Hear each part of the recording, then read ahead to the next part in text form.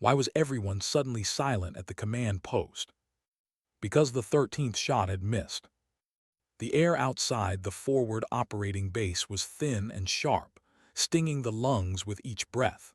A wall of dust crawled across the Afghan, the kind that turned mountains into ghosts and distance into uncertainty. Somewhere beyond that haze, an enemy mortar team was still alive, still dropping rounds every 20 minutes with mechanical precision. Inside the operations tent, tension thickened like smoke. Radios hissed with static. Someone cursed under their breath as another round whistled in from the distance and exploded just short of the perimeter wall. The shockwave rattled metal mugs and sent a tremor through the dirt beneath their boots. The general slammed his fist against the table. 13 misses. 13. Is there anyone in this entire battalion who can actually shoot straight? No one answered. The snipers had done their best, seasoned men, decorated, proud, but the winds through the valley were wild, shifting between the cliffs like invisible serpents. Each correction they'd made was swallowed by chaos, and every miss had meant another shell, another near miss for the medics, the mechanics, the people who couldn't run fast enough to cover. Specialist Nora stood in the back, quiet among the blur of uniforms. She wasn't supposed to be here. She was logistics, supply convoy detail. The only reason she was in this tent was because her unit had brought the emergency ammunition that morning. She'd been standing there for 20 minutes, watching the arguments unfold. The tactical screens flickered in the dust.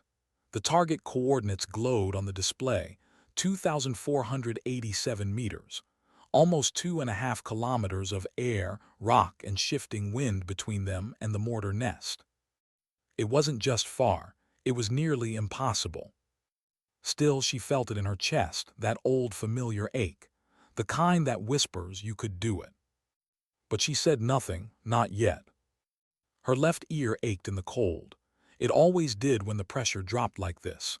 That ear hadn't worked right since Kandahar, since the day an IED had turned her world into a single, endless ringing tone. 40% hearing loss, they'd said, unfit for combat duties. She nodded, saluted, and returned to the motor pool like a good soldier. But that didn't mean she'd stopped being what she was. The general turned back to the maps. Call it in. I want CAS on station as soon as the weather breaks. Sir, the Air Force liaison replied, nothing's flying in this. Low cloud ceiling, crosswinds. I don't care if they fly blind, get me. Sir, someone interrupted softly. It wasn't loud, it wasn't dramatic, but in that quiet, strained room the voice cut through everything. Nara took one step forward. Sir, I can make that shot. Heads turned. Someone laughed nervously, then stopped when they saw she wasn't joking. The general stared at her. Specialist, is it? Your supply, right? Yes, sir. This isn't a range exercise. That's 2.5 clicks in mountain winds. I know, sir. Her tone stayed calm. I have a .338 Magnum in the arms room, custom built for long range. My grandfather's rifle. I've made comparable shots before. Murmurs spread. The lead sniper, Master Sergeant Cole, crossed his arms and shook his head. Specialist, with all due respect, this isn't amateur hour. We've had trained shooters on that ridge all morning. Nora just nodded once, understood. The general exhaled, looking at the flickering feed of the mortar team still loading another round. And you're saying you can do better? No, sir, her voice softened. I'm saying I'll try. There was something in the way she said it, not arrogance, not defiance, just certainty, quiet, measured, absolute. Maybe that was what made him pause. Maybe it was the hopelessness of the moment. Or maybe, in that heartbeat, even a general could recognize the look of someone who'd already made peace with risk. Fine, he said finally. You've got authorization, 3 rounds, that's it. Outside, the wind howled. She signed out the rifle under emergency clearance, the walnut stock still engraved with tiny notches her grandfather had carved, one for every win in competition. Not kills, wins. The weapon was more than metal and wood. It was history. It was everything she'd learned under mountain skis in Montana, where she'd grown up reading wind through trees, where her grandfather had taught her to feel distance like an instinct. "Wind doesn't talk," he used to say, setting a brass cartridge in her small hands. "You just have to listen anyway." She found an elevated spot beyond the eastern wall, a ridge of rock overlooking the valley. The terrain dropped away into chaos, dust and heat haze twisting the light into mirage ribbons. She lay prone, steadying her breathing, watching how the gusts bent the dry grass and rippled across the sand. Every sound was muted on her left side, just the hum of blood in her right ear and the scrape of fabric against gravel. Colonel approached, his jaw tight, eyes skeptical. "I'm not comfortable with this, specialist. You're not on the roster for designated marksman duty." Another explosion cut him off. The blast was closer this time, maybe 50 yards short of the medical tent. Nora didn't flinch. "Sir, if I don't try, they'll keep firing." He hesitated, then nodded once. 3 shots make them count. She adjusted the scope, with a fine reticle and a story of its own, and took her first reading with her personal kestrel meter. Wind speed, direction, temperature, barometric pressure. She didn't trust the numbers alone. She trusted her eyes more. Through the glass, the enemy team was clear. 3 figures, one loading, one sighting, one firing. They worked like a machine, confident, unhurried. She adjusted for 8.7 mils of elevation, 2.3 right for crosswind. Breath in, half exhale, pause. The trigger broke clean. The recoil pushed into her shoulder like a heartbeat. 3.5 seconds later, a puff of dust 6 meters right. A miss.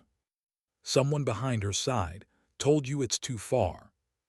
But Nora wasn't listening. The wind had shifted halfway through flight. She'd felt it, not seen it. A subtle brush across her cheek, a tiny shift in the heat shimmer. She adjusted, waited, second round chambered. "Wind's up to 16, she murmured. Her own voice felt distant, half drowned in the ringing silence she always carried with her. The colonel watched her. Even he could see the focus in her movements. No hesitation, no wasted effort, just deliberate calm. The second shot cracked through the air. Time slowed. She watched the vapor trail, that thin white line through the valley's dust, curve left, then right, fighting the invisible chaos of the air currents. Impact, 1 meter left, rock splintering beside the mortar baseplate. Now the enemy knew. They dropped to the ground, scanning with binoculars, searching for a sniper they didn't believe could exist at this range. 1 round left. "Sir, she needs more," someone began but held up a hand. She asked for 3. The valley wind began to settle. She'd seen it before, the lull between gust cycles, 15, maybe 20 seconds long. The air seemed to exhale. 10 seconds, she whispered, "now or never." She adjusted elevation, 8.6 mils, just a hair lower. Right hold 2.5 mils.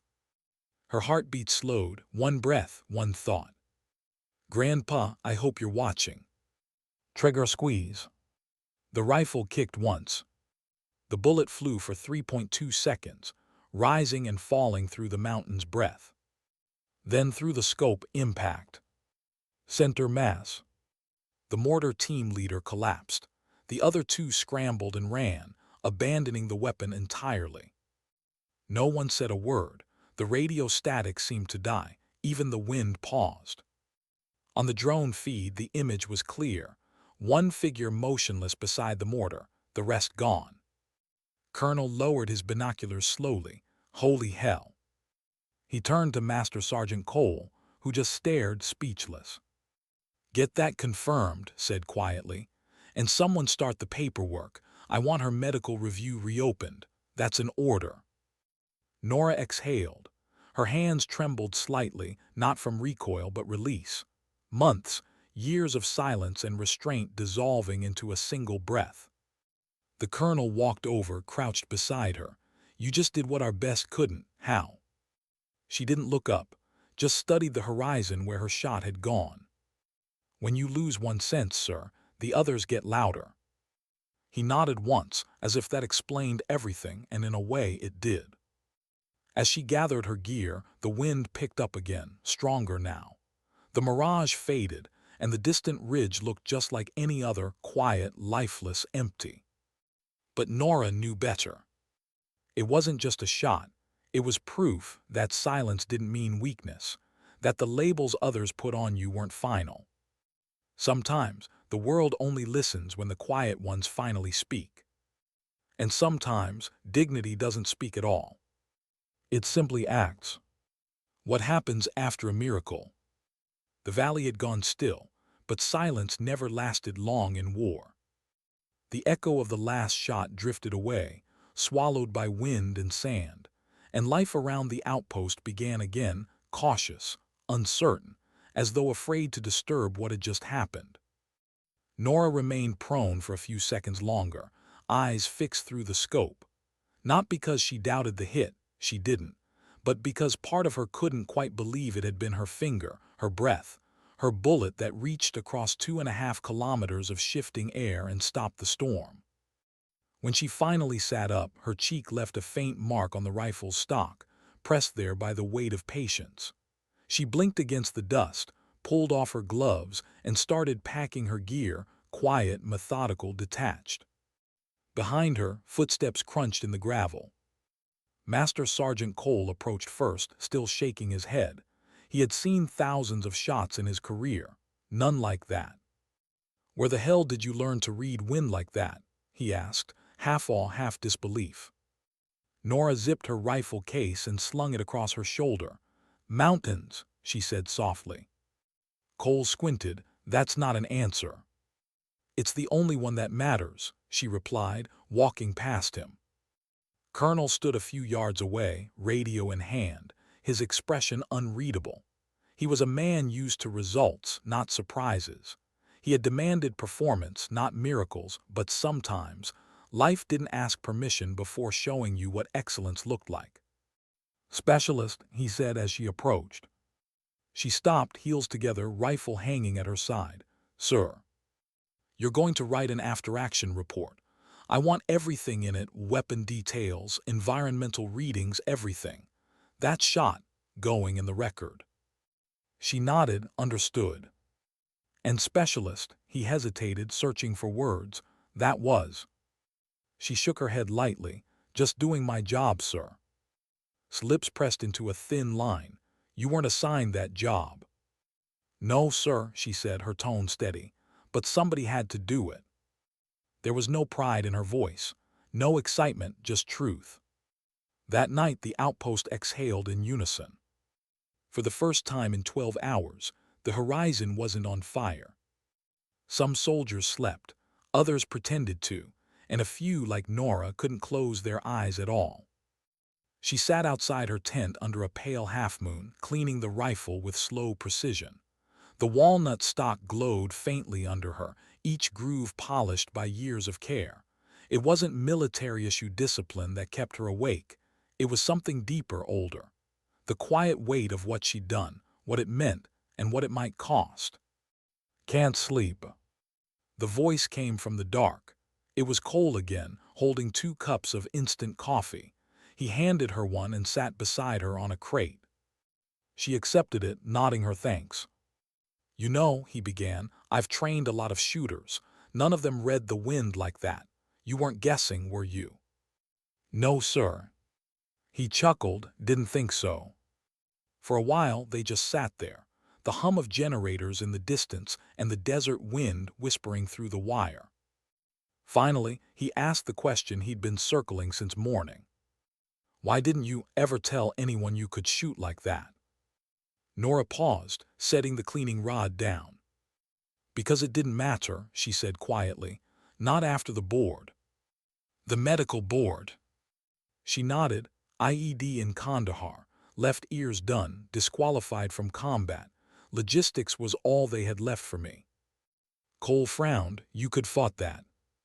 "I did for 6 months. She smiled faintly, though it didn't reach her eyes. But you learn when to stop shouting at doors that won't open. He stared at her, the weight of her words sinking in. And yet here you are, opening one nobody even saw. Nora didn't answer. She just resumed wiping the rifle down, her hands steady, movements deliberate. When Cole stood to leave, he hesitated. That shot, it's going to travel farther than you think. She looked up at him, puzzled. He smiled faintly. Word gets around. Then he walked away, leaving her alone under the quiet stars. The next morning came with orders, routine ones. Convoy manifests, ammunition audits, vehicle maintenance logs, as if nothing extraordinary had happened the day before. The war didn't pause for moments of brilliance. It just absorbed them and moved on. By mid-morning, Nora was back in the motor pool, checking supply crates for the next run. The sergeant beside her, a broad-shouldered man named, whistled low as he scanned his clipboard. "Hey, rumor, going around you outshot the sniper teams yesterday." She didn't look up. Rumors talk too much. "Yeah, well, this one's got witnesses," he said with a grin. "Whole battalion's calling you Echo." "Why?" "'Cause you don't talk much, but when you do, people listen." She almost smiled, almost but didn't. "That's clever," she muttered, marking off a box. Studied her face for a second, realizing she wasn't chasing glory. "You don't like attention, do you?" "Never did." He nodded slowly, then changed the subject. "Hey, serious though, hell of a shot." "Wasn't hell," she said softly, closing the crate. "Just math." But even she didn't believe that entirely. Later that day, Colonel called her into his office. The air inside was heavy with paperwork, radio chatter, and the faint smell of coffee that had been reheated too many times. He gestured for her to sit. "Specialist, I just got off a call with Brigade. Your after-action report reached them before I did." Nora blinked. "Sir, they're reviewing your medical classification. Command wants an evaluation for a waiver. I'm recommending approval." Her stomach tightened. It wasn't excitement. It was something closer to disbelief. A waiver for combat status. "Limited duty," he confirmed. "We've got new programs testing adaptive performance metrics. Soldiers who were classified unfit, but still operationally capable under certain conditions." Nora looked down at her hands, the same hands that had once been told you can't. "Sir, I thought those reviews take months." "They do," he smiled faintly, "but it helps when your shot saves a base." She didn't know what to say. Gratitude felt misplaced. This wasn't mercy, it was recognition, something long overdue. Leaned back in his chair. "For what it's worth, I was wrong about you. That's not something I say often." She met his eyes. "You weren't wrong, sir, you just didn't know me yet." The colonel chuckled. "Fair enough." Then softer, "Keep that rifle close. Something tells me this won't be your last call." Weeks passed. The ridge stayed quiet. The mortar teams never returned. But within the battalion, something had shifted. People who'd once passed her in silence now stopped to nod, or offer a word of respect. Not the loud kind, the kind soldiers reserve for those who proven something beyond doubt. And Nora, though unchanged in routine, carried herself differently. There was no swagger, no new confidence, just a quiet steadiness. A sense of being seen, finally, not for what she lacked, but for what she could do. She began assisting the sniper teams with training, not as an instructor, not officially, just for a few pointers, as Cole had put it. "Show us that trick you pulled with the grass and mirage," he said one afternoon, handing her a spotting scope. "It's not a trick," she replied. "You just have to watch." So she taught them how to read air currents through heat distortion, how to feel pressure changes against your skin, how to see the movement of dust, even the smallest flicker, as a signal. Some struggled, others caught on quickly. But all of them, in quiet moments, found themselves staring at her, the woman who wasn't supposed to be here, yet somehow belonged more than anyone. One evening, as the sun dipped below the jagged horizon, Cole found her sitting on a sandbag wall, staring into the distance where the shot had been taken weeks before. "Still thinking about it?" he asked. She smiled faintly. "No, just listening." "To what?" "The silence." He nodded slowly. "Most people hate silence out here." "Most people never lose it," she said. Cole looked at her for a long moment, realizing that everything about her, her calm, her patience, her restraint, had come from learning to live without what others took for granted. "Funny," he said quietly. "All our lives we train soldiers to listen better, and the one who can't hear half the world might be the best listener of all." Nora didn't answer. She just looked at the sky, that endless Afghan blue now painted in fatting gold, and thought of her grandfather's voice echoing in her memory. "You don't need both ears to hear the wind, kid. You just need to respect it." The base lights flickered on as dusk deepened, and for a brief moment, everything felt suspended, war, time, even memory. And though no one said it aloud, everyone on that ridge knew something simple, something wordless. Sometimes the loudest victory comes from the quietest soul. They say the shot changed everything, but not in ways that made life easier. 3 weeks after that day, Nora's name had traveled farther than she ever wanted it to. Across bases, through briefings, whispered between soldiers who spoke of it like rumor, like myth. Some called it luck, others called it impossible. But inside the walls of her own battalion, she could feel the weight of it pressing down, invisible, unspoken, heavy. Recognition doesn't always bring freedom. Sometimes it just draws new fences around you. She still did her job, inventory checks, requisition logs, convoy manifests, but people looked at her differently now. Not quite with respect, not quite with comfort either, as if she had stepped out of the world they knew and into something that made them uneasy.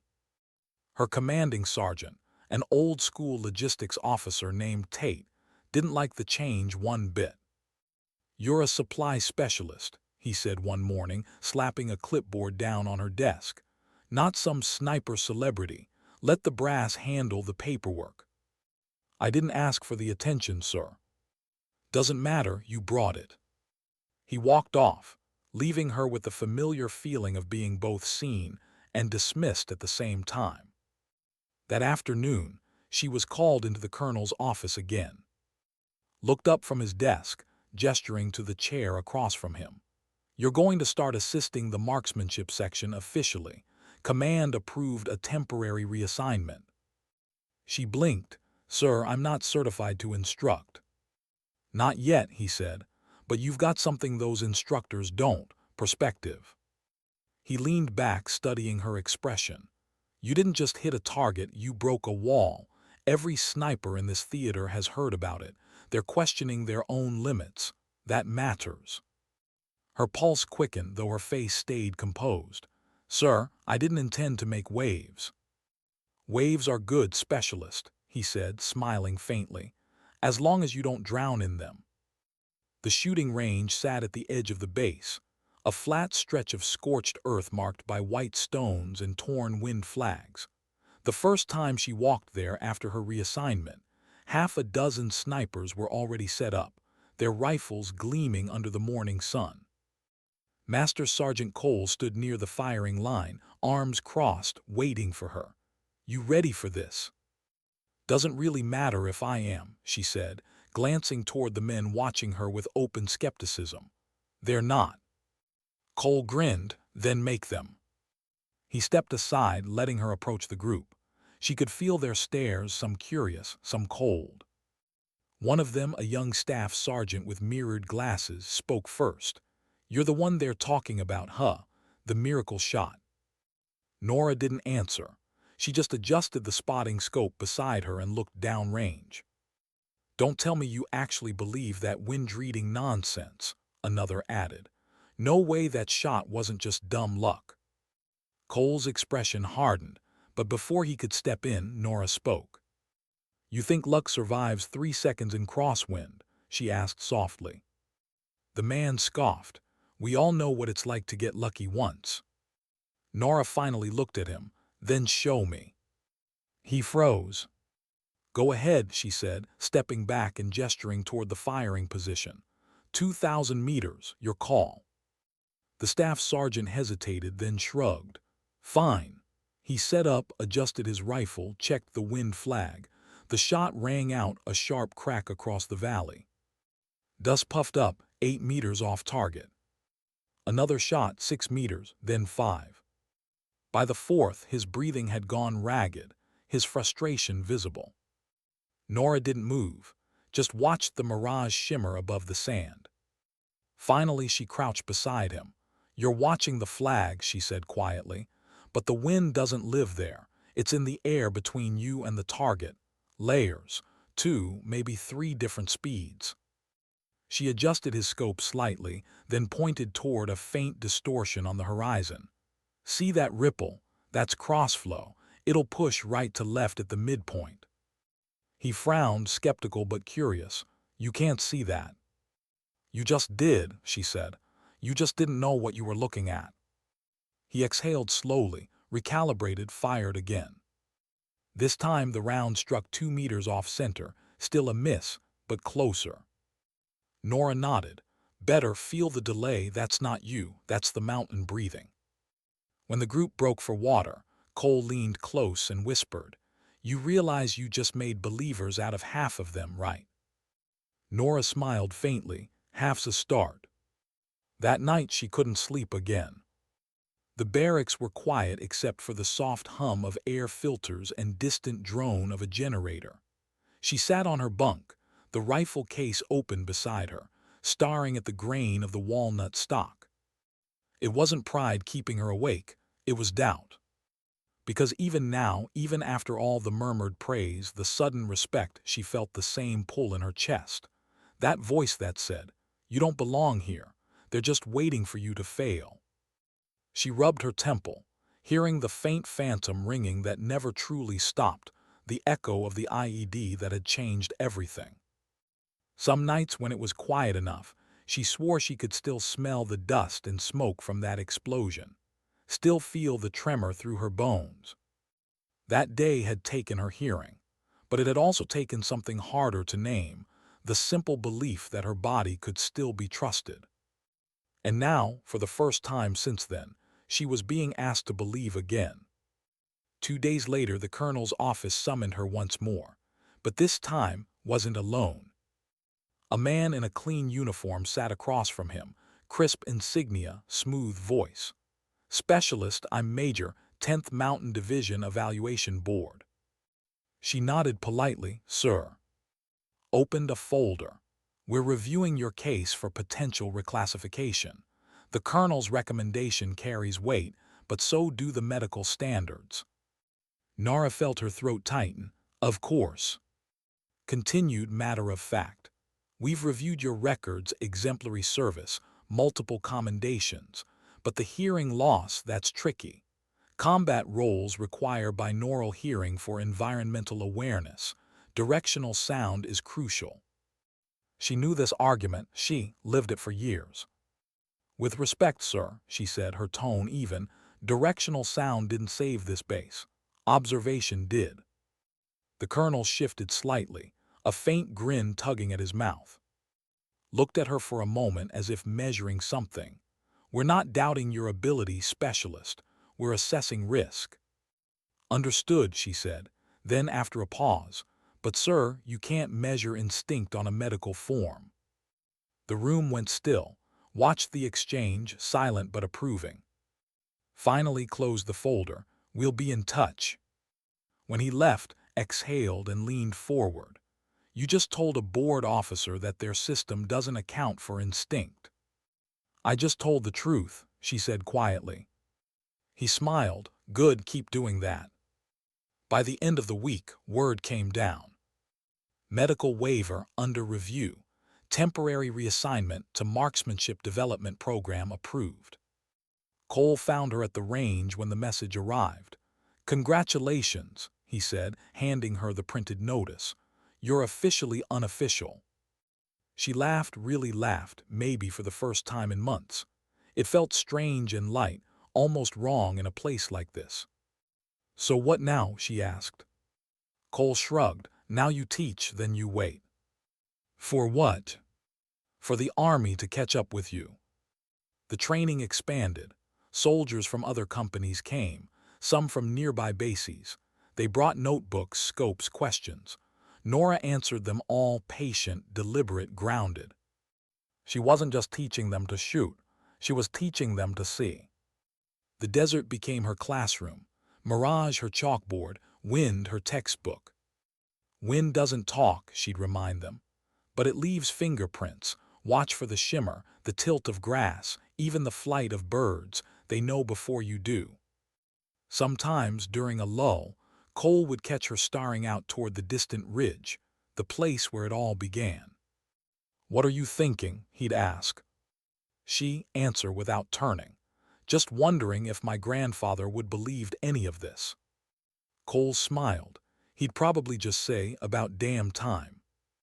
But beneath the growing admiration, there were whispers too. Not everyone liked that a supply specialist was being treated like a legend. Unqualified. Lucky shot. She's just a publicity story. She heard them sometimes in the mess hall, in passing conversations that stopped when she entered. She never responded. Because words were wind, and she'd learned long ago how to read those too.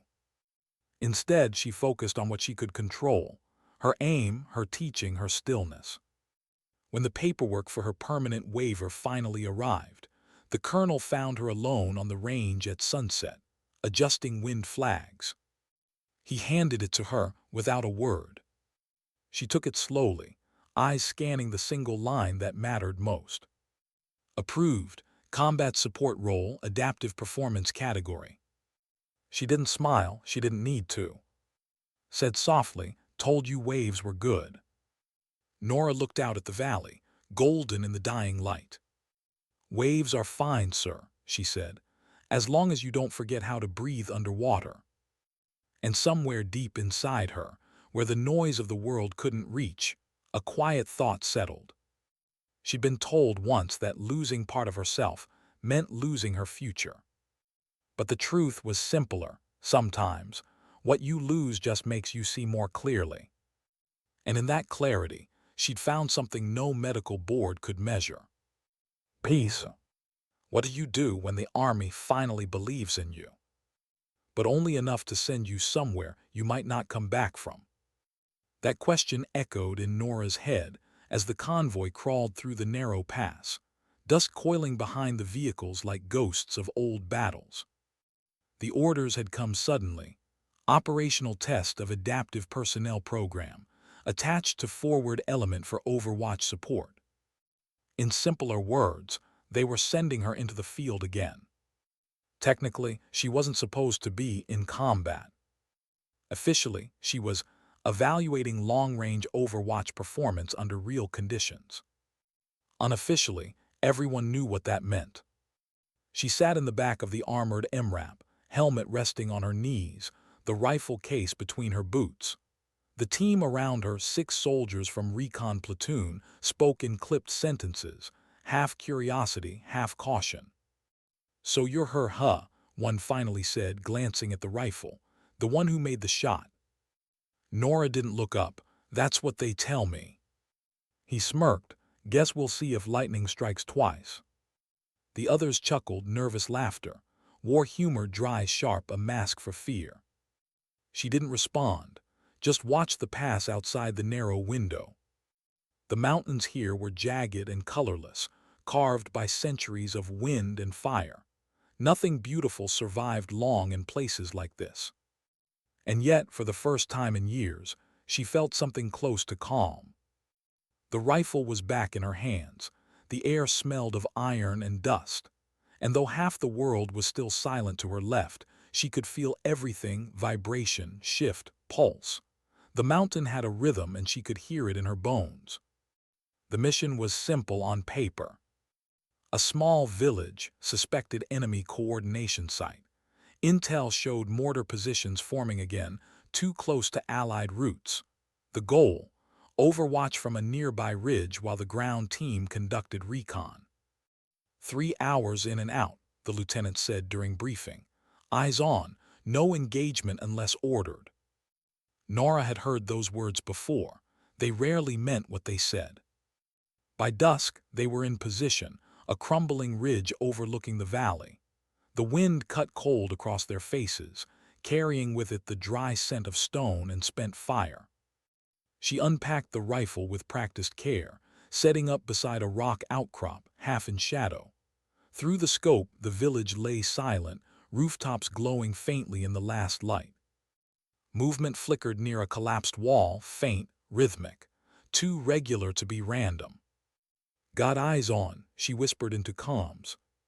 Static hissed, then the lieutenant's voice came through. "Copy, maintain visual, no engagement." She adjusted magnification. 4 figures, 2 working with equipment, 1 scanning, 1. Her breath caught. Mortar tube. It wasn't luck, it wasn't coincidence. The same kind of weapon, same setup, same pattern she'd seen months ago. Her hand tightened on the stock. Memory crashed in, the explosion, the ringing, the years of silence after. She exhaled slowly, focused. Different time, different mission. She clicked the radio. "Recommend preemptive engagement. They're setting up indirect fire." "Negative," came the reply. "Row clear, no engagement until confirmed hostile action." She gritted her teeth. Regulations, always catching up 1 second too late. Through the scope, one of the figures lifted a mortar round, aligning it to the tube. The others adjusted angle. That was confirmation enough. She spoke again. "They're preparing to fire." "Hold fire."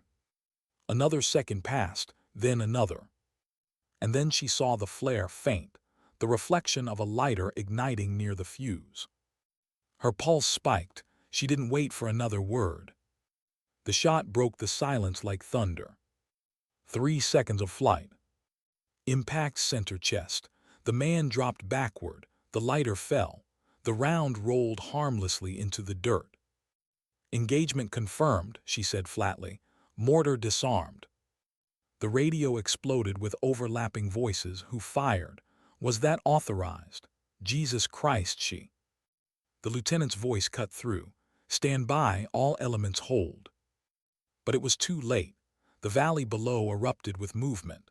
The remaining fighters scattered, some firing wildly toward the ridge. Bullets struck rock, sending splinters into her cheek. She stayed prone, unmoving, cycling the bolt, chambering another round. Cole's training came back like instinct. Slow is smooth, smooth is fast. She tracked another target through the chaos, 2,200 meters uphill sprint, adjusted for wind, breath, trigger. Another drop. Return fire slowed. By the time the team below secured the perimeter, the valley was quiet again. Back at the forward base, the debrief room felt colder than the ridge had. The lieutenant sat stiffly across from her, jaw clenched. "You violated the rules of engagement, specialist." "I prevented a strike on your unit," she said, voice calm. "That's not the point. You acted without authorization." She leaned back slightly, meeting his eyes. "Sir, authorization was 3 seconds away. The round was 2 seconds from launch." Silence. Entered the room mid-argument, his presence enough to make the air shift. "What happened?" The lieutenant hesitated. "She fired without clearance." Turned to Nora. "Why?" She looked him dead in the eye. "Because permission would come too late." He studied her face for a long moment, then nodded once. "Noted." The lieutenant blinked. "Sir." "She made the right call." "But sir, protocol." "Protocol doesn't bury people," interrupted. "Mortars do." Nora said nothing, but in her chest, something loosened, the old fear that doing the right thing could still cost her everything. That night, alone in her quarters, she replayed the shot in her head. Not the distance, not the math, but the feeling. That split second when her body had moved before her mind. the decision that didn't feel like a choice. Her grandfather's voice echoed faintly in her memory. You'll know the difference between hesitation and patience. One saves lives, the other loses them. She wiped her face, surprised to find her hands shaking, not from guilt, not even from adrenaline, from the realization that for the first time since Kandahar she hadn't hesitated. And that terrified her almost as much as the silence had. 2 days later, she was called to the command tent again. Was there the board officer from before seated beside? His uniform looked sharper, his eyes less skeptical. Specialist, he said evenly, your field evaluation was informative. She waited. You disobeyed an order, but you also prevented casualties. The engagement has been classified justified under immediate threat doctrine. Smirked, that's bureaucrat language for you were right. Ignored him. Your waiver is now permanent. Effective immediately, you're reassigned to the Adaptive Marksmanship Development Program. You'll be training across multiple bases. Nora blinked, training. Yes, your methods, your observation techniques, we're integrating them. The board believes your sensory adaptation represents a new approach to environmental marksmanship. It took her a moment to process it. You want me to teach others how to shoot like I do? Nodded, exactly. She felt a strange mix of pride and unease. And if I refuse? Then you go back to logistics. She thought about the crate lists, the endless spreadsheets, the quiet monotony that had buried her for years. She met his gaze. When do I start? Weeks blurred into travel. Bases, ranges, classrooms filled with soldiers who had heard of her before she arrived. Some skeptical, some eager, all curious. She never lectured, she demonstrated. Wind doesn't shout, she'd tell them, tracing a hand through the air. It whispers, you have to listen differently.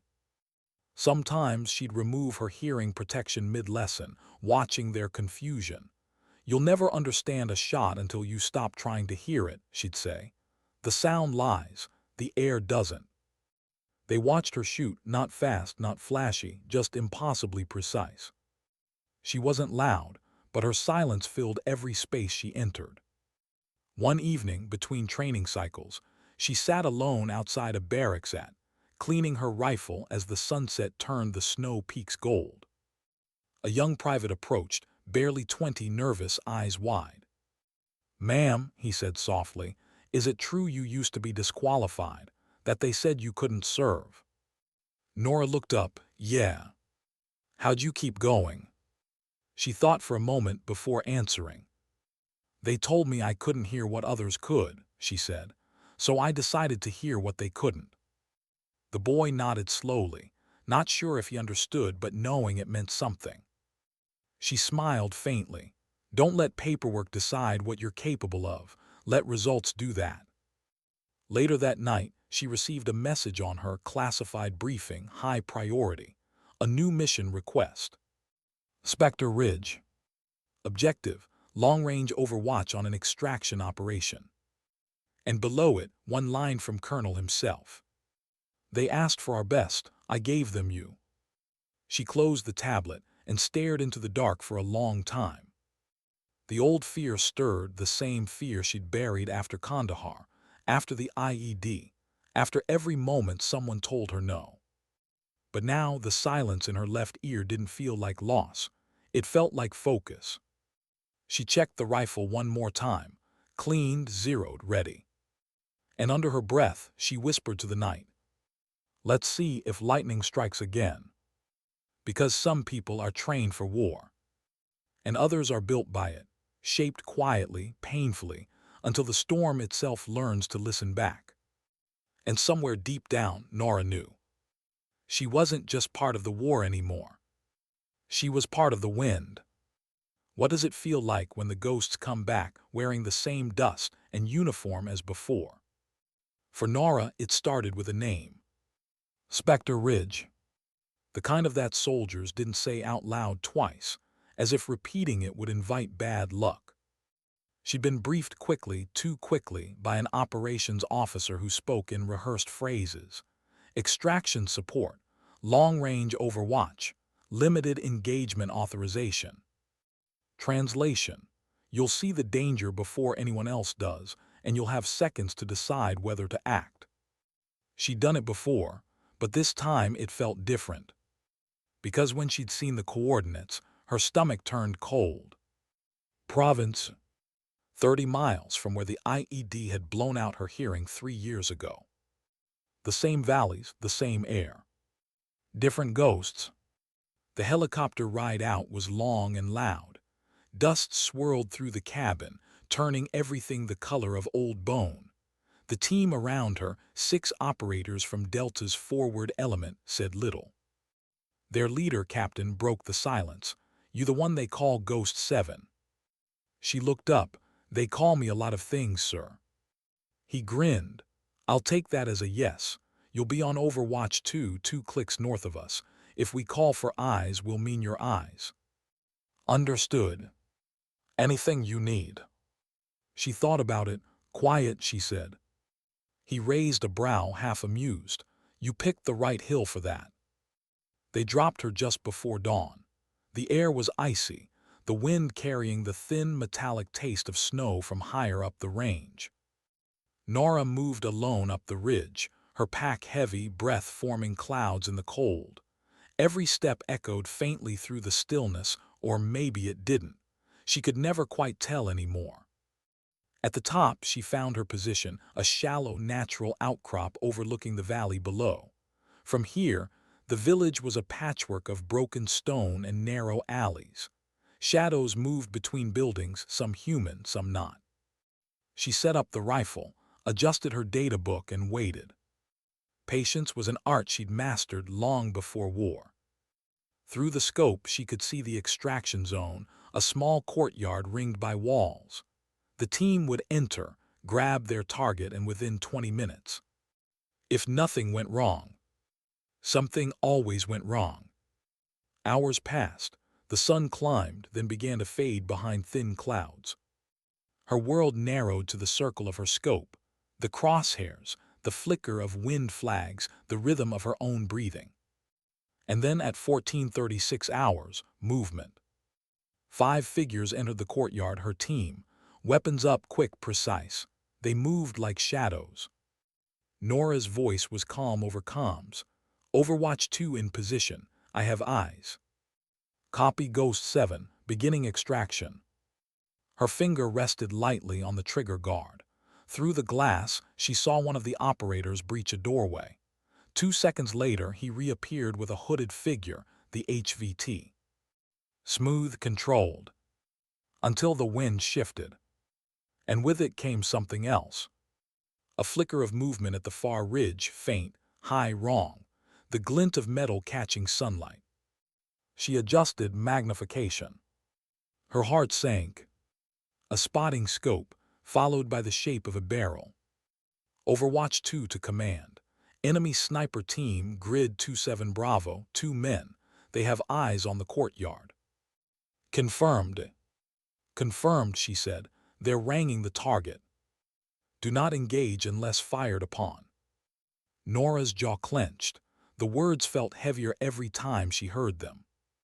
Through the scope, she watched one sniper load a round, the other adjust elevation. They were good, experienced. Command, she said again, voice sharper. They're seconds from engagement. Hold fire. She could feel her pulse in her hands now, steady but faster. Then the faint puff of dust from the enemy muzzle. Her radio crackled, shots fired. Her trigger broke. The 2 rifles fired within a heartbeat of each other. Her round found its mark first. The opposing sniper dropped before his bullet even reached the halfway point. The second enemy fired blindly, wild, panicked. She corrected, chambered, and fired again. Silence. Overwatch 2, targets neutralized, she said. But the moment didn't end there. Because in that same silence, she realized what she'd just felt. The sound, or rather, the lack of it, fading slower than it should have. Her right ear rang faintly. No, not again. By the time the extraction team reached safety, her hearing was off. The familiar static buzzed in both ears now, a dull, underwater hum. She could still hear, but not clearly. At the debrief site approached, pulling off his helmet. "You saved our asses," he said. "2 snipers, clean hits." Nora nodded, half listening. "You okay?" he asked. "Pressure spike," she said. "Altitude." It wasn't true. She knew what it was, a delayed concussion from the shockwave of her own rifle in the confined ridge space. A small thing. But small things turn into ghosts later. That night in the tent, she sat alone again, the rifle across her lap. The world had gone strangely quiet, a muffled blur of half-sound. She thought about Kandahar, about waking up in that field hospital to a nurse mouthing words she couldn't hear, about believing that silence would be permanent. Now it was back, not total, not yet, but enough to remind her that everything she'd built was balanced on a knife's edge. She looked down at her hands, trembling slightly. Fear, yes, but not of dying. Fear of losing the one thing that still connected her to the world, the sense of control, of purpose, of knowing. She whispered into the emptiness, "Don't take this from me again." Her voice sounded strange to her, hollow, distant, like it came from someone else's throat. The next day's voice came over encrypted comms. "Hell of a performance, Ghost 7, words already traveling." She tried to respond, but for the first time she misheard a word, static cutting it apart. "Say again." "Commendation review." "Sorry, repeat." "Are you okay?" The concern in his tone broke something inside her. She forced a laugh. "Still breathing, sir." "Good, then keep doing that." The line went dead. Back at base, medical checks confirmed it. Temporary bilateral tinnitus, possible nerve damage. "Could be a week, could be permanent," the medic said, avoiding her eyes. Nora just nodded. "I've heard that before." He paused. "You'll want to report this for your record." "No," she said, "not this time." The medic hesitated. "That's not regulation." "Neither am I." When she left the infirmary, Cole was waiting outside, leaning against a jeep. He studied her face. "How bad?" She shrugged. "Bad enough." "You should stand down." "I can't." He frowned. "Why not?" She looked past him, toward the range, where wind flags twisted in lazy arcs. "Because I haven't missed yet," she said softly. The following week she trained harder, longer, firing drills at dawn, wind studies at dusk.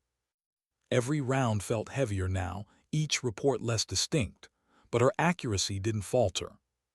If anything, it improved. Cole watched her through the spotting scope one morning and shook his head. "You're compensating for something, aren't you?" She didn't answer. He lowered the scope. "Nora, how much can you hear right now?"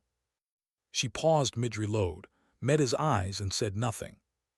He exhaled slowly. "God damn it." "Don't," she said quietly, "don't take this from me." "I'm not. I'm trying to keep you from breaking yourself." She looked at him for a long moment, then said, "Maybe that's what it takes." He started to reply but stopped, because he saw it, that same calm fire she'd had the day she made the 2,487-meter shot. The kind that didn't come from arrogance, but from inevitability. That night, alone under the stars, she took out her data book, pages filled with numbers, wind charts, pressure notes, corrections. She tore out one sheet, the oldest one, marked Grandpa's range 2005. She folded it neatly and slid it into her pocket. Then she looked up at the mountains. Her world had been noise once, orders, opinions, laughter, disbelief.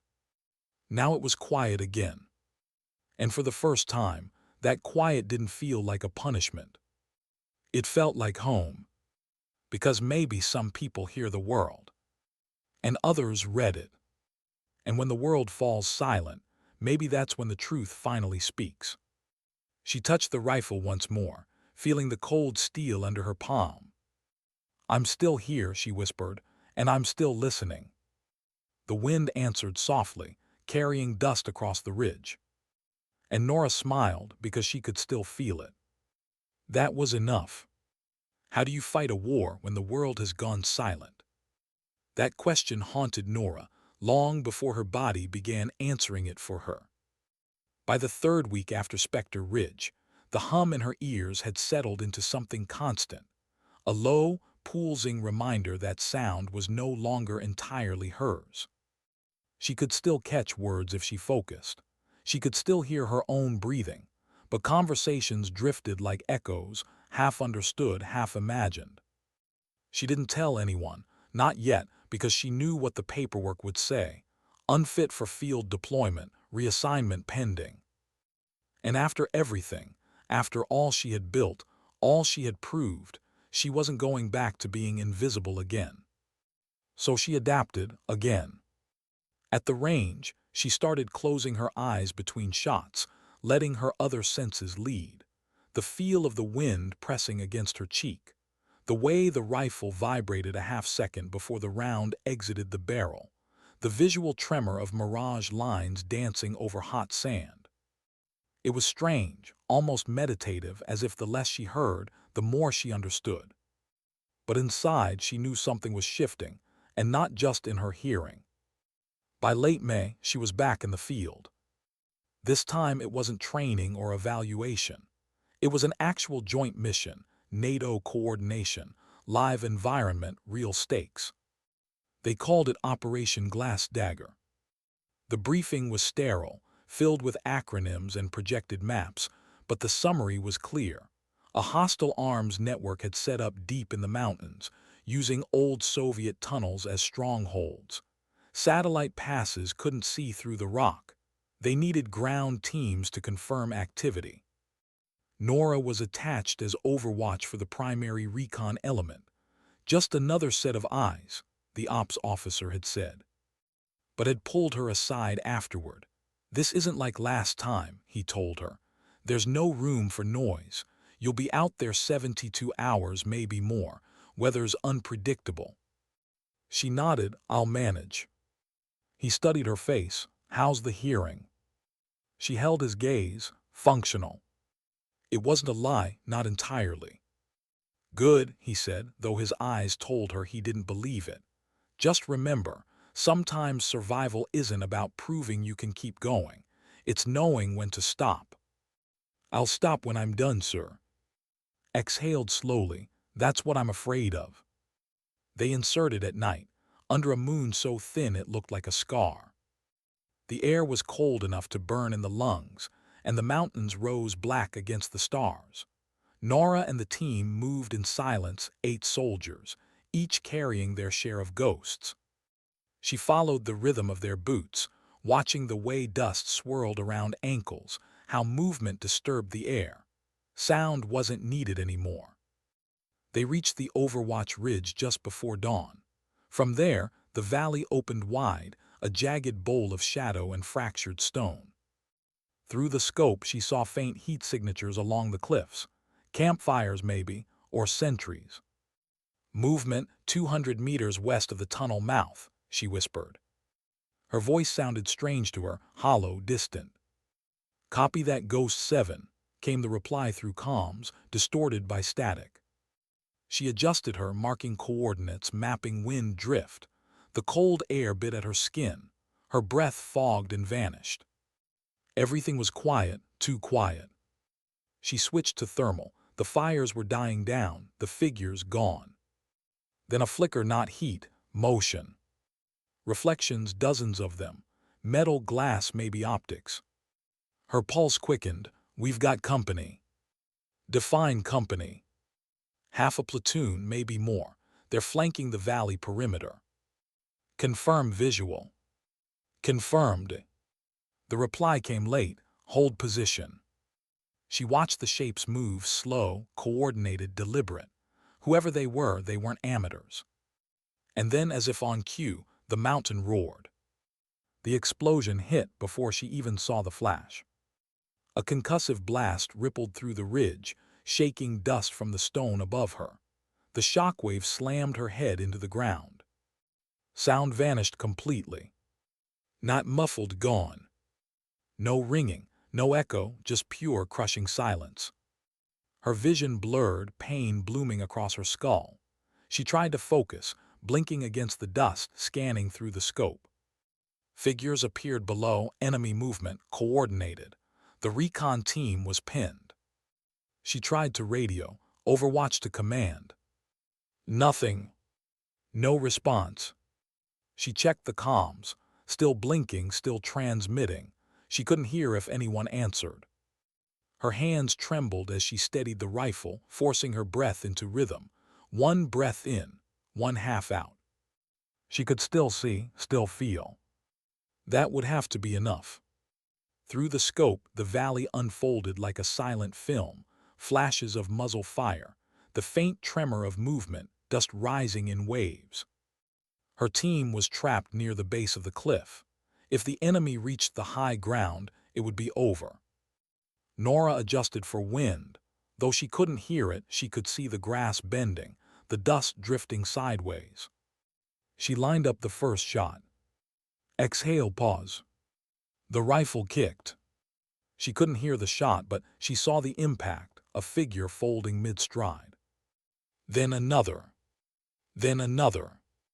Her world had narrowed to visuals and vibration, the way the rifle moved, the way the air shivered as bullets tore through it. Each shot was a note in a song she could no longer hear, but still knew by heart. One after another, she cut down the flankers, adjusting by instinct. The horizon flickered, smoke, dust, movement.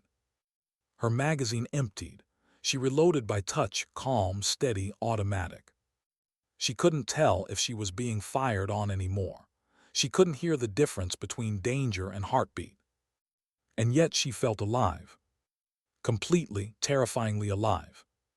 By the time the last shape fell still, the valley was quiet again, visually quiet. Through the mirage haze, she saw her team moving, regrouping, pulling back toward extraction. She exhaled, shoulders trembling. The rifle's barrel glowed faintly, heat shimmering in waves. Her chest heaved. She waited for orders, but none came. She didn't need them. The job was done. They found her 2 hours later, sitting exactly where she'd been, the rifle across her knees, eyes open but distant. Captain crouched beside her, lips moving, she couldn't hear the words. He touched her shoulder. She flinched, then nodded. He gave her a thumbs up. Extraction time.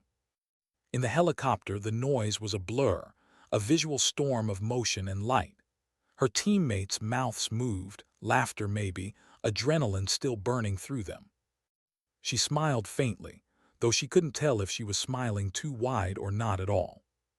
When they landed, the medic waved a scanner over her. Minor concussion. Both eardrums ruptured, total bilateral hearing loss. Permanent.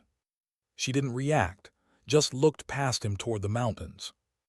The medic hesitated. Specialist, do you understand? She nodded once. He frowned, maybe expecting tears, questioned something. But Nora simply mouthed, I already knew. Later, Colonel arrived by convoy, boots crunching against gravel as he entered the med bay. She saw him before he saw her. When he did, he froze, realizing she couldn't hear him. He grabbed a notepad and wrote a single line. You saved an entire unit, again. She took the pen, wrote beneath it. That's what soldiers do. He studied her face for a long time, then wrote another. Command will ground you now, you know that, right? She stared at the words, then smiled, small, tired but real. And she wrote, maybe, but they can't ground the wind. Exhaled softly through his nose, half laugh, half sigh. He placed a small envelope on the cot beside her. Inside, an official letter. She recognized the insignia. Distinguished Service Cross. He pointed to it, then to her heart. Then he left, knowing she didn't need to hear the words to understand what they meant. That night, under the pale hospital light, She sat by the window, watching the wind move through the distant trees. No sound, no noise. Just motion. And in that silence, she found something she hadn't expected: peace. Because maybe she wasn't meant to keep hearing the world. Maybe she was meant to read it, to understand what others missed in the noise. The wind brushed against the window pane, and she smiled. She mouthed words she couldn't hear but still believed. Sometimes silence isn't the end. It's the language you were meant to learn. What happens when the war inside you doesn't stop? It just runs out of sound. The world outside Afghanistan was louder than she remembered. At least that's what everyone told her. To Nora, it was just movement without music, mouths forming words she no longer caught, traffic flickering in silence, airplanes crossing the sky like ghosts. 3 months had passed since Operation Glass Dagger. She'd been airlifted through Germany, then stateside, then transferred to Walter Reed for recovery and evaluation. She hated the word recovery. It implied there was something to go back to. Every morning she woke before dawn, body still wired to the rhythms of patrol life. She'd sit by the window with coffee she couldn't taste, staring at the way sunlight crept across the floor. The silence wasn't new, but the stillness was. And it was killing her slower than any wound ever could. They fitted her with new technology, small, silver devices shaped to fit behind her ears. Cochlear units, the doctors said. Experimental. Won't bring everything back, one technician explained. But it'll help you orient. You'll feel vibration, catch certain frequencies. Think of it as a second language for your nerves. Nora nodded. She learned to communicate by reading lips now simple, direct. Words were shapes, not sounds. They activated the implants on a Wednesday afternoon. The first thing she heard wasn't a voice, it was a vibration. A thin, metallic hum, like standing beside a power line. Her face tightened in surprise. The technician smiled gently. That's the world saying hello again. But it didn't feel like hello. It felt like a memory being forced through a broken speaker. Still, she smiled back, because that's what soldiers did, they adapted. She spent the next month relearning what hearing meant. Not sound, perception. Wind had a texture again. Footsteps left echoes she could feel through her chest. The clink of her coffee mug resonated more than it sang. Sometimes it was overwhelming, the rush of vibration, the blur of movement, but she forced herself through it, step by step. Her therapist, a quiet man named Porter, once asked her during a session, "What do you miss most?" She thought about it for a long time before answering. "The way silence used to feel before it was forced on me."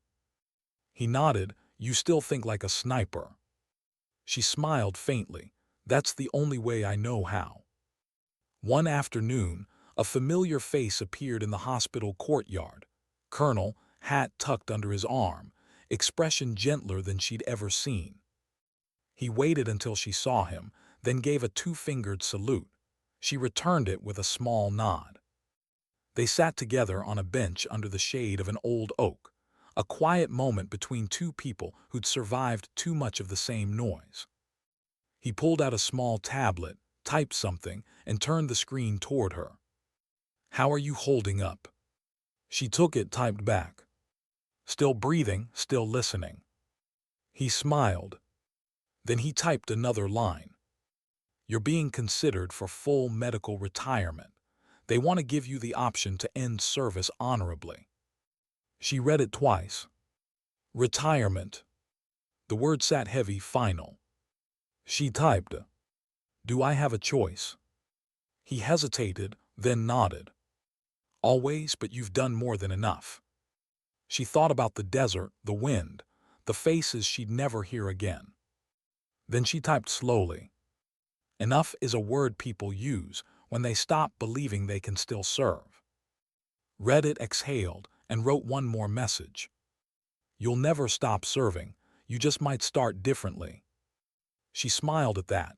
Differently sounded like permission, not an ending. Weeks turned to months. She was released from active care and assigned to a small veteran transition program in Montana, close to home. The mountains were the same ones she'd grown up with. Her grandfather's range still stood there, half buried under weeds, the target boards faded by years of weather. The first day she returned, she stood at the gate and felt the wind rush past her face, clean, cold, endless. She closed her eyes. And for the first time since Afghanistan, she didn't need to hear anything. She already knew what the mountain was saying. She rebuilt the range herself. Day by day, plank by plank. Neighbors stopped by to help, word spreading quietly that the sniper who made the impossible shot was home. She never corrected them, let them tell their version of the story. Because in her version, she wasn't a hero. She was just someone who'd refused to stay silent in a world that kept trying to quiet her. By autumn, she'd turned the range into something else entirely, a teaching ground. Not for snipers, for veterans. Men and women who'd come home with invisible noise in their heads, trauma, ghosts, guilt. They learned to shoot, yes, but it wasn't about bullets, it was about breath. Patience, balance, control. Nora taught them the way her grandfather had taught her, not to fight the wind, but to understand it. One afternoon, a young Marine asked her, "Ma'am, why do we always wait before firing? Why not just take the shot when it feels right?" She smiled, writing on her notepad. Because the wind always tells you when. You just have to be quiet enough to listen. He read it, nodded slowly, and looked out at the endless sky. Occasionally, she still received letters from, updates, promotions, the world she'd left behind continuing without her. One message, though, stood out. It was short, typed, official, but personal beneath the formality. Subject: Adaptive Warfare Program. Message: Your methods have been integrated into advanced training curriculum. They're calling it the Model, Wind-Based Environmental Analysis. You changed how the Army teaches observation. She read the line twice, then folded the paper and tucked it into her rifle case, beside her grandfather's old data book. The world might never remember her name, but it would remember the silence she taught them to respect. Winter came early that year. Snow gathered on the ridges like white fire. Nora stood at the range's edge, the world muted beneath the storm. The implants hummed faintly, catching the vibration of the falling snow. She smiled. Even silence had texture now. Then faintly, movement behind her, someone approaching. A man older, worn, one of her students. He handed her a folded piece of paper. "For you," he mouthed. She opened it, a letterhead official. Department of Defense, Civilian Instruction Contract. We'd like you to train specialized observation units, full-time, civilian advisor. She looked up at him, breath catching. A second chance. Different uniform, same purpose. She nodded, mouthed thank you, though she wasn't sure if he heard it. Maybe it didn't matter. Because she had learned long ago, meaning doesn't need volume. That night she sat by the fire, rifle across her knees, eyes lost in the flame. Outside, wind howled through the valley. She could feel it through the floorboards, a deep, resonant pulse, steady as a heartbeat. She whispered, though no one could hear, "I'm still here, Grandpa, still watching the wind." And maybe, somewhere in that endless silence, the mountain whispered back, not in sound, but in the soft rhythm of the snow. Because some voices never need to be heard to be understood. How do you serve when the rifle is no longer yours? When the trigger is replaced by a pencil and the battlefield by a classroom? For Nora, the answer came one gray morning in winter, when the world looked exactly like the places she'd left behind, frozen, waiting. She had accepted the Defense Department's offer 3 months earlier. Civilian contract, observation and marksmanship consultant for advanced reconnaissance units. No uniform now, just a weathered jacket, a silver badge on a lanyard, and the same rifle that had followed her through every life she'd ever lived. The training facility sat in Wyoming, an old missile range complex converted into wind tunnels and firing grids. Rows of young soldiers stood behind benches, eyes sharp, rifles gleaming, waiting for her to speak. She rarely spoke. Instead, she started each session the same way, by standing at the firing line, closing her eyes and letting the wind touch her face. Lesson 1, she would sign, hands slow, clear. The world always moves before you do. The interpreters followed, but soon the students didn't need them. They learned to watch her gestures, to feel the silence between motions. When she fired, they flinched at the echo. She didn't. She only watched the dust lift from the distant target and nodded once. By spring, her program had doubled in size. Colonel visited on inspection day, uniform pressed, hair grayer, eyes proud. He found her at the range, surrounded by soldiers taking notes in the dirt. She didn't notice him at first. She was tracing the shape of wind currents in the air with her hand, explaining how sunlight bends across distance. When she turned and saw him, her expression softened. He signed the words slowly, carefully learned from watching her videos online. "They listen to you." She smiled, took his notebook, and wrote beneath his sentence, "No, they watch. Listening comes later." He laughed silently. Then he pulled a small box from his pocket and placed it on the table between them. Inside, a medal glimmered, the Medal of Valor, civilian equivalent. The citation read, "For continued service beyond the call of duty." She looked at it for a long time, then shook her head. He frowned, confused. She wrote, "The medal belongs to the wind. I just happened to be there." He studied her, saw that familiar calm, and realized this was the same woman who'd once stood on a ridge and silenced a war. Not everyone celebrated her methods. A younger instructor, Major Keene, thought her silence was theatrics. "We're training soldiers, not poets," he said during a review board meeting. "They need procedure, not philosophy." Nora sat across the table, reading his lips, then wrote on her pad, "Procedure ends when the bullet leaves the barrel. Philosophy decides where it lands." The board went quiet. Keene flushed red but didn't answer. Seated beside her, tried not to smile. That summer, the facility hosted joint exercises with Allied forces. One afternoon, an alarm rippled through the base. An equipment truck had caught fire on the lower range. Live rounds and propellant stored nearby. Evacuation protocols activated, but chaos spread faster than order. Nora was in the observation tower when she saw two trainees still trapped near the loading bay, one injured, one refusing to leave him. Fire teams were minutes away, too long. Without hesitation, she moved. Down the stairs, across the gravel, into the smoke. She couldn't hear the alarms, but she could feel them, vibrations in the ground, pulsing like heartbeats. Heat rolled against her skin as she reached the doorway.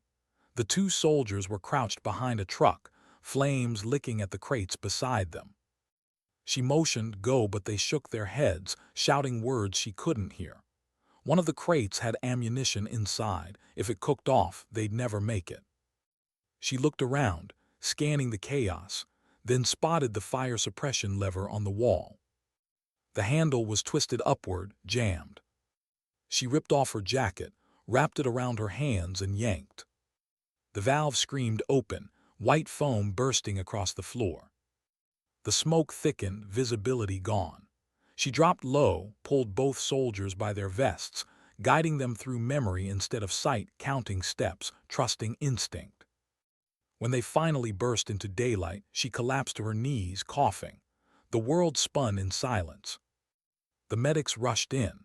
She waved them off, motioned toward the others instead. Later in the infirmary appeared again, soot on his sleeves. He wrote on a pad, hands shaking slightly. "You can't keep doing this." She took the pen, answered, "I didn't do anything." He underlined the words. You saved them. She smiled faintly. Then the silence was worth it. After the fire, something changed among the trainees. They started calling her Ma'am Wind. It began as a joke, then became a kind of reverence. When she walked across the range, conversations hushed, not from fear, from focus. One student, a young woman named Lyra, once asked her after class, "Ma'am, how do you know when to act? When it's time to take the shot or time to stay still?" Nora thought for a moment, then wrote carefully, "When you stop needing permission." Lyra stared at the words, then nodded slowly. That night, Lyra taped the note inside her helmet. Months later, at the program's first graduation, gave the closing address. His voice echoed through the wind-whipped range, every word amplified by the loudspeakers. Nora stood off to the side, hands clasped behind her back, watching rows of new observers, men and women who now read the world differently because of her. When finished, he turned to her and gestured toward the podium. She shook her head. He insisted. The crowd applauded softly as she stepped forward. No microphone, no translator, just her notepad and pen. She wrote one line in bold marker, turned it around and held it high. The wind never speaks, it just moves. Do the same. The applause began as sound she couldn't hear, but she felt it through her boots, through her bones. And for the first time, she didn't feel separate from the world. She was the world, moving, breathing, acting without needing to speak. That night, after everyone had gone, found her still at the range. The sky was deep blue, stars sharp enough to cut. He watched as she fired one last round into the darkness, the muzzle flash brief as lightning. When she lowered the rifle, he asked softly, "Why still practice? You've got nothing left to prove." She turned, smiled, and signed with her hands. "It's not about proof, it's about peace." He nodded, "And do you have it?" She looked up at the mountains, the wind rolling across the plains. Then she mouthed, slowly, clearly enough that even without hearing, he understood every word. "Peace isn't quiet, Colonel. It's choosing which noise you'll live with." Years later, when recruits read about her in the manuals, the model, the silent wind method, they learned the metrics: wind angles, mirage readings, sensory focus. What they didn't learn was the truth. That behind every number was a woman who had once been told she wasn't enough. Who lost her hearing but found her purpose. Who learned that silence, when carried with conviction, can move mountains. In the small cabin above the range, Nora kept her grandfather's old rifle mounted above the window. Each morning she sat beneath it, coffee steaming beside her, notebook open to a blank page. Sometimes she wrote new lessons. Sometimes nothing at all. And sometimes she simply watched the wind lift dust from the valley floor, tracing invisible lines through the air. If you looked closely, you could almost see her lips move, whispering words she didn't need to hear to believe. Sometimes dignity doesn't speak.